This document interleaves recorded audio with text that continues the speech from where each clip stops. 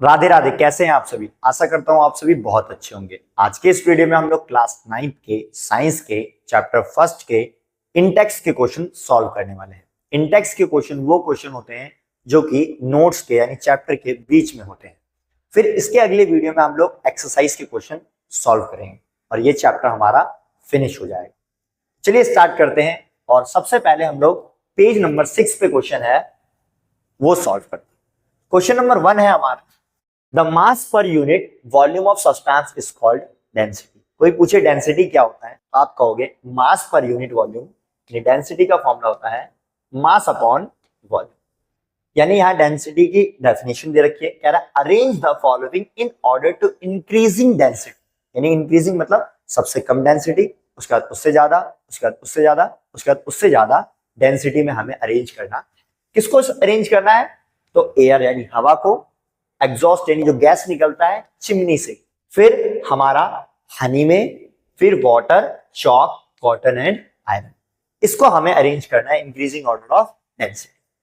तो सबसे पहले मैं आपको बता दूं जो डेंसिटी होता है वो गैस का सबसे कम होता है, उसके बाद लिक्विड, उसके बाद सॉलिड। अब इसमें कौन कौन गैस है, कौन कौन लिक्विड है, कौन कौन सॉलिड है, पहले उसको लिखते हैं हम। तो भैया ये गैस है, ये गैस है, ये लिक्विड है, ये लिक्विड है, ये सॉलिड है, ये सॉलिड है, ये सॉलिड।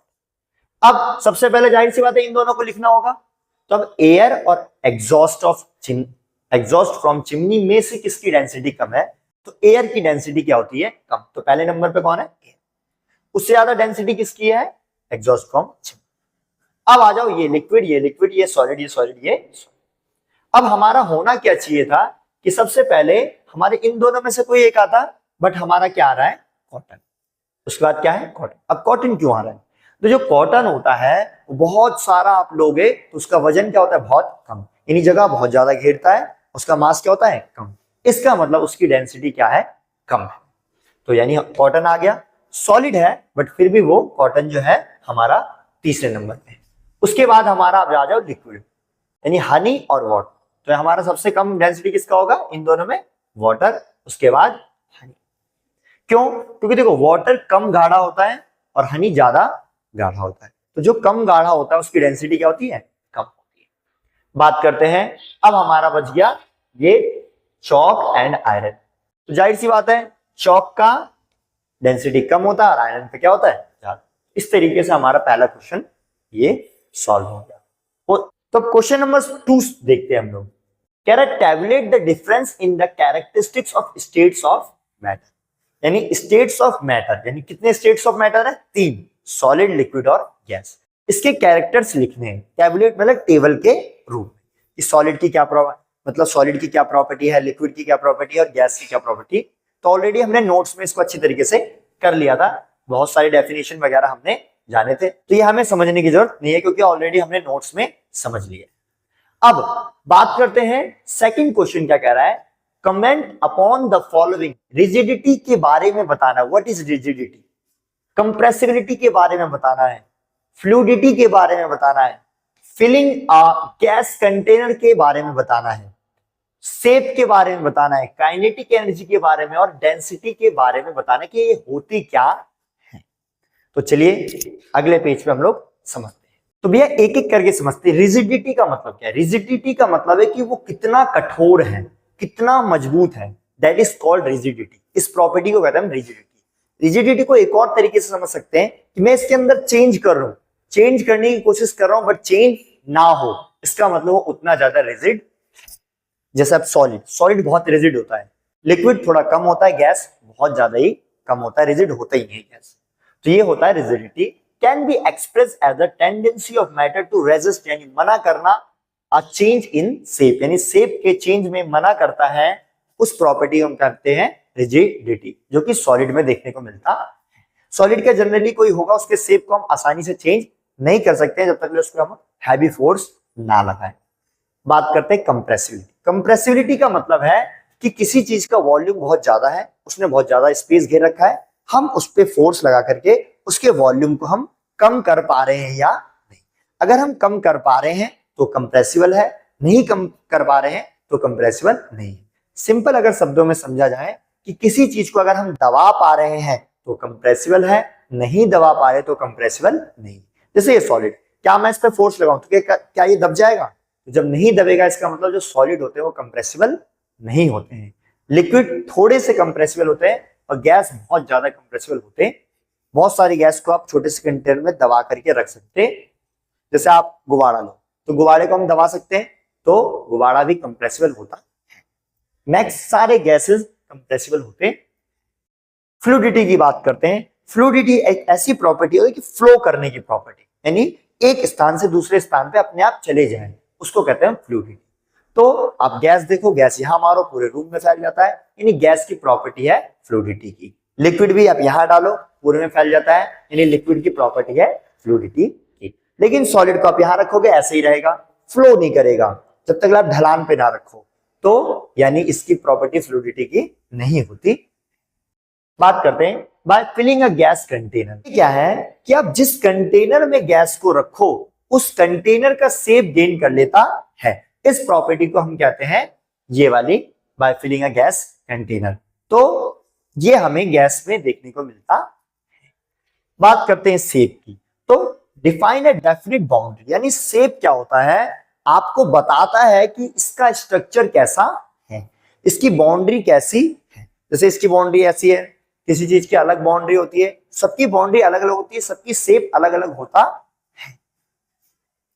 बात करते हैं काइनेटिक एनर्जी। तो काइनेटिक एनर्जी क्या होता है, किसी भी पार्टिकल्स, यानी कोई भी आपका जो मैटर है वो पार्टिकल्स से बनके बना, और पार्टिकल्स के पास होती है मोमेंट, और मोमेंट जिसके भी पास हो उसका मतलब है उसके पास काइनेटिक एनर्जी होती है। तो सॉलिड में काइनेटिक एनर्जी बहुत कम होती है, लिक्विड में थोड़ा सा ज्यादा होती है, और गैस में काइनेटिक एनर्जी बहुत ज्यादा होती है, यानी गैस के पार्टिकल बहुत ज्यादा फ्रीली मूव कर पाते हैं। अब हमारा क्वेश्चन नंबर 3 आता है, पढ़ते हैं। हमें इसमें क्या देना है, रीजन देना, इसके पीछे क्या रीजन। पहला क्वेश्चन आप लोग पढ़िए, एक gas fill completely the vessel in which it keep, यानी जिस वेसल में, जिस बर्तन में, जिस कंटेनर में हम गैस को रखते हैं वो उसका शेप गेन कर लेता है। क्यों? तो आप लोग बताओ।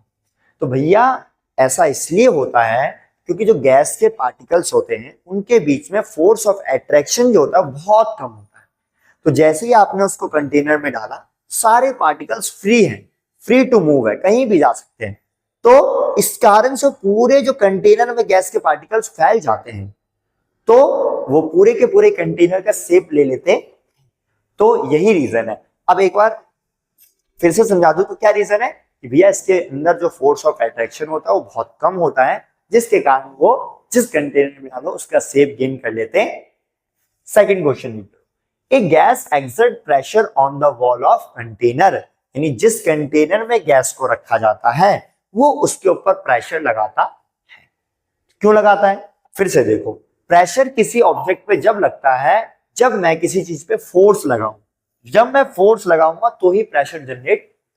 तो भैया जो गैस के पार्टिकल्स, गैस अगर किसी कंटेनर में आप रख रहे हो तो वो फ्रीली मूव कर रहे हैं, और वो जो पार्टिकल्स हैं उसके कंटेनर से टकराते हैं। तो जब कंटेनर से टकराते हैं उसके पार्टिकल्स तो प्रेशर जनरेट होता है, फोर्स जनरेट होता है।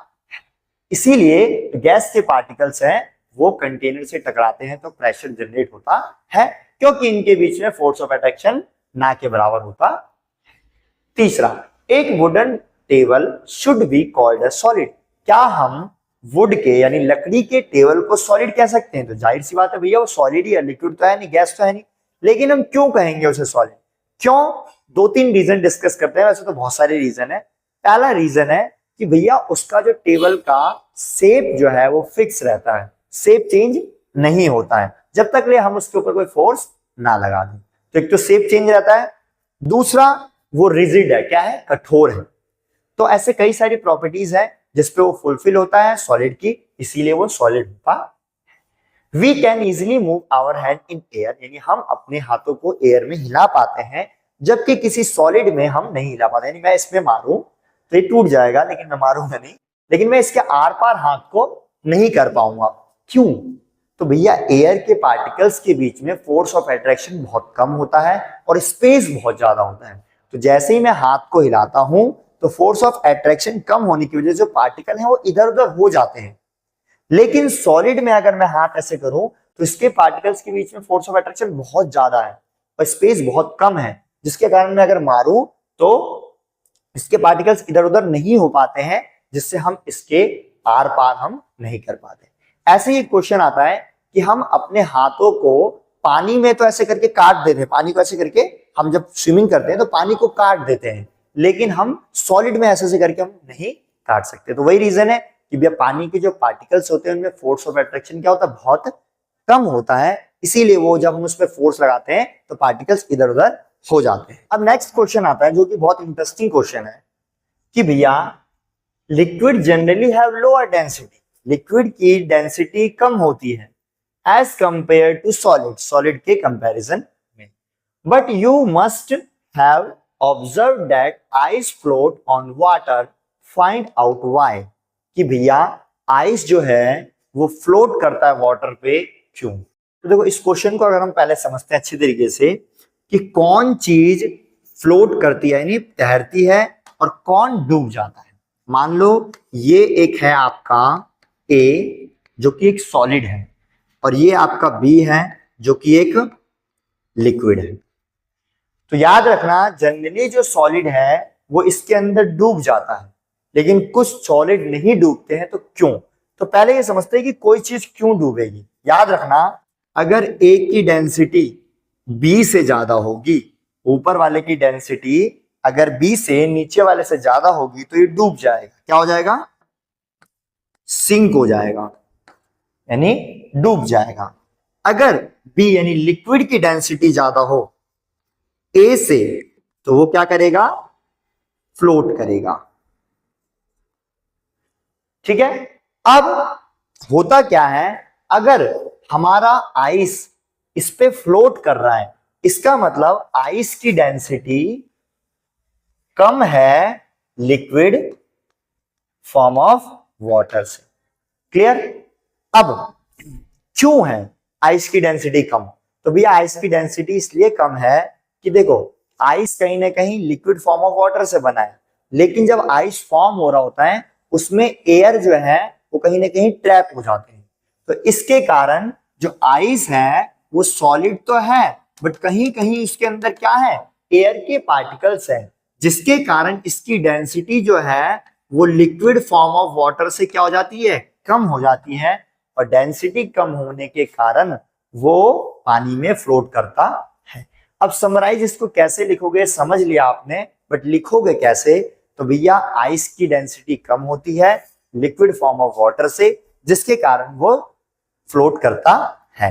डेंसिटी कम क्यों होती है, क्योंकि है तो ये सॉलिड बट बीच बीच में कहीं इसके एयर ट्रैप हो जाते हैं, जिसके कारण इसकी डेंसिटी कम हो जाती है।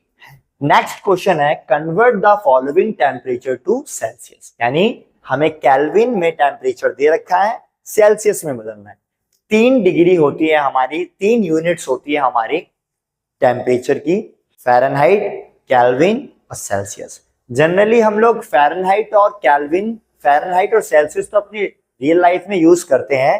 जैसे हमें बुखार वगैरह हो जाते हैं तो हम फ़ारेनहाइट में यूज करते हैं, 102 डिग्री, 103 डिग्री, 98 डिग्री, वो फ़ारेनहाइट में होता है। जब हम बात करते हैं पानी कितने डिग्री पे उबलता है तो 100 डिग्री सेल्सियस यूज करते हैं। बॉडी टेम्परेचर सेल्सियस में कितना होता है, लगभग 37 डिग्री सेल्सियस होता है। तो ये तो यूज करते हैं बट केल्विन हम जनरली यूज नहीं करते हैं। तो अगर मुझे केल्विन में दे रखा है, मुझे सेल्सियस में बदलना है, तो कुछ नहीं है, इसमें से 273 क्या कर दो, माइनस कर दो। यानी जिसको भी अगर मुझे इसको सेल्सियस में बदलना है 273 माइनस कर दो, क्या आ रहा है 27 डिग्री सेल्सियस। ऐसे ही इसमें से माइनस कर दो। लेकिन अगर सेल्सियस से क्वेश्चन आ जाता है, सेल्सियस से अगर मुझे केल्विन में बदलना है, तो मैं यहां पर क्या करूंगा जल्दी बताओ, वेरी गुड, क्या करूंगा, प्लस, रिवर्स करना। लेकिन यहां गलती हो गई है, क्या आएगा 273 से हमें प्लस करना। What is physical states of water at, यानी 250 डिग्री सेल्सियस पे वाटर किस स्टेट में होगा, सॉलिड, लिक्विड या गैस। तो भैया 100 के बाद वो गैस बन जाता है, यानी गैस फॉर्म में होगा, यानी वेपर फॉर्म में होगा। 100 डिग्री सेल्सियस पे क्या होगा, तो भैया 100 डिग्री पे या तो वो लिक्विड फॉर्म में भी हो सकता है और वो वाटर गैस फॉर्म में भी हो सकता है 100 डिग्री सेल्सियस पे, क्योंकि इस टेम्परेचर पे भाप बनना स्टार्ट हो जाता। ये बॉइलिंग पॉइंट ऑफ वाटर। अब हमारा जो क्वेश्चन आ रहा है ये इवेपोरेशन टॉपिक से आ रहा है। वीडियो जो हमने नोट्स पढ़ा था, नोट्स में लास्ट टॉपिक था इवेपोरेशन। अगर इवेपोरेशन हमें कहीं देखने को मिलता है तो वहां पर कूलिंग हमें महसूस होती, तो उसी से रिलेटेड कुछ एप्लीकेशंस। तो पहला इंपॉर्टेंट क्वेश्चन है कि why does a desert cooler cool better on a hot dry day. Desert cooler क्या होता है पहले तो वो समझो। तो भैया डेजर्ट कूलर होता है, जो आपने कूलर देखा है जनरली आप लोग जो गेट के घर के बाहर लगाते हो गर्मियों में, वो डेजर्ट कूलर होता है, लिखा भी होता है उसके ऊपर, ठीक है। तो डेजर्ट कूलर यानी दो टाइप के कूलर होते हैं। एक तो आप घर में भी एक ऐसे कूलर होता है जो आप घर में, घर के अंदर, रूम के अंदर लगाओ फिर भी आपको कूलिंग देगा। लेकिन जो डेजर्ट कूलर है उसको अगर घर के अंदर आप लगाओगे तो वो घर में उमस बनाता है, कूलिंग नहीं देता है। तो जो डेजर्ट कूलर है एक तो हम घर के बाहर लगाते हैं, और जितना ज्यादा गर्म दिन होगा उतना ज्यादा वो ठंडी हवा फेंकेगा। क्यों, ये क्वेश्चन पूछ रहे हैं। तो भैया देखो यहां होगा इवेपोरेशन। इवेपोरेशन अगर बढ़ेगा तो आपको ठंडक ज्यादा होगी। अब इवेपोरेशन खुद सोचो कब बढ़ता है, जब ज्यादा गर्म दिन होगा तब इवेपोरेशन ज्यादा होगा, या हवा में अगर गर्मी कम होगी तब इवेपोरेशन कम होगा, ज्यादा होगा।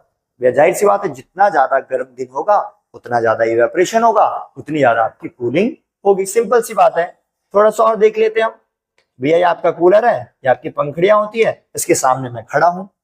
तो यहाँ पर आपका पानी का फव्वारा गिर रहा होता है पीछे की तरफ से भी। तो जब पानी फव्वारा गिरता है तो जितना ज्यादा गर्म दिन होगा वो क्या होगा, जो पानी का फव्वारा है वो इवेपोरेट होगा। क्या होगा, और जितना ज्यादा इवेपोरेटर होगा तो वो अंदर यानी कूलर के अंदर की गर्मी को लेकर के वो इवेपोरेट होगा, बाहर की गर्मी को भी लेकर इवेपोरेट होगा। तो अंदर का माहौल जो होगा वो ठंडा हो जाएगा।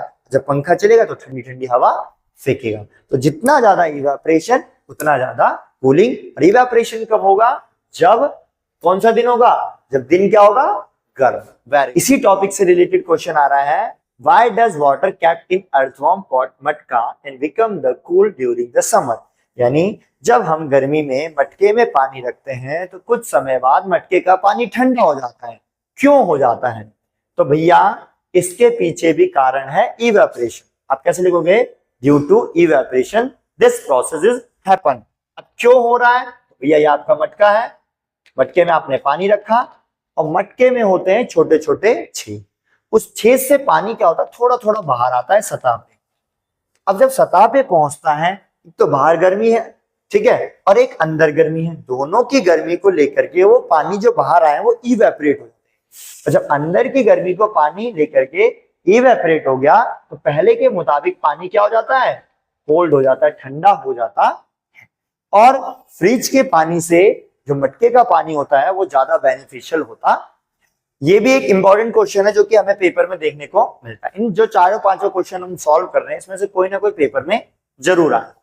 तो ये कह रहा है, why are we able to sip hot tea यानी गर्म टी और milk faster from a saucer than a cup. यानी आप एक कप में चाय रखा, अब कप में हम क्या करते हैं, जनरली एक प्लेट लेते हैं, सॉसर मतलब एक प्लेट, प्लेट में हम थोड़ा थोड़ा चाय डालते हैं फिर पीते हैं, थोड़ा थोड़ा चाय डालते हैं फिर पीते हैं। क्यों, तो ऐसा इसलिए होता है कि आपका चाय की जो कप होता है उसका मान लो सरफेस एरिया इतना है, और ये सॉसर होता है इसका सरफेस एरिया ज्यादा होता है। जब आपने गर्म चाय को आपने सॉसर में डाला तो इसका जो सरफेस एरिया आपने क्या कर दिया, बढ़ा दिया। जब सरफेस एरिया बढ़ गया, इवेपोरेशन बढ़ गया। तो इवेपोरेशन बढ़ गया यानी जो चाय की जो गर्मी लेकर के वो, क्योंकि हमने पढ़ा है कि सरफेस एरिया अगर बढ़ेगा तो इवेपोरेशन बढ़ता। तो देखो सरफेस एरिया बढ़ गया तो ये यहाँ का जो गर्मी है, जो चाय की जो गर्मी है वो जल्दी जल्दी बाहर निकलने लग गई और चाय पहले के मुताबिक जल्दी ठंडा होता है। इस केस में ठंडा होता है लेकिन थोड़ा ज्यादा समय लगता। अगला क्वेश्चन है, what type of cloth should we wear in summer. यानी हमें गर्मी के समय में कैसे कपड़े पहनने चाहिए। तो भैया गर्मी के समय में हमें चाहिए ठंडक, ठीक है, जितना ठंडा रहे। तो उसके लिए हम एसी चलाते हैं, पंखा चलाते हैं, पंखा भोंकते हैं, तो बहुत सारी चीजें करते हैं। जब अब हम अगर सूती कपड़ा पहनते हैं, इसका आंसर है कॉटन के कपड़े अगर हम पहनते हैं तो क्या होता है, गर्मी में गर्मी में हमारा पसीना बनता है, और पसीना क्या है, कॉटन एब्जॉर्ब करता है। पसीना एब्जॉर्ब कर लेगा, वो जो पसीना है वो हमारी बॉडी की गर्मी लेकर के वो इवेपोरेट हो जाता है। और जब बॉडी की गर्मी लेके इवेपोरेट हो जाएगा तो बॉडी पहले के मुताबिक क्या हो जाती है, ठंडी। जब बॉडी पहले के मुताबिक ठंडी हो जाएगी तो हमें कूलिंग महसूस होता है, और हमें गर्मी में क्या चाहिए, कूलिंग ही चाहिए। इसीलिए सूती का कपड़ा पहन, बाकी जो अदर कपड़े होंगे वो पानी को एब्जॉर्ब नहीं कर पाएंगे। जो पानी एब्जॉर्ब नहीं होगा तो जो आपका स्वेट है, जो पसीना है, वो नीचे की तरफ गिर जाएगा और आपको कूलिंग महसूस नहीं। तो ये हमारा इंटेक्स का क्वेश्चन था। अगले वीडियो में हम लोग एक्सरसाइज के क्वेश्चन को समझेंगे। तो अगर आप लोगों को ये वीडियो अच्छी लगी है तो प्लीज आप लोग लाइक, शेयर एंड सब्सक्राइब भी कर सकते हैं। और अगर आपको कुछ समझ नहीं आया है तो आप कमेंट में लिख सकते हैं, मैं आपको फिर से समझाऊंगा। मिलते हैं अपने नेक्स्ट वीडियो में। राधे राधे।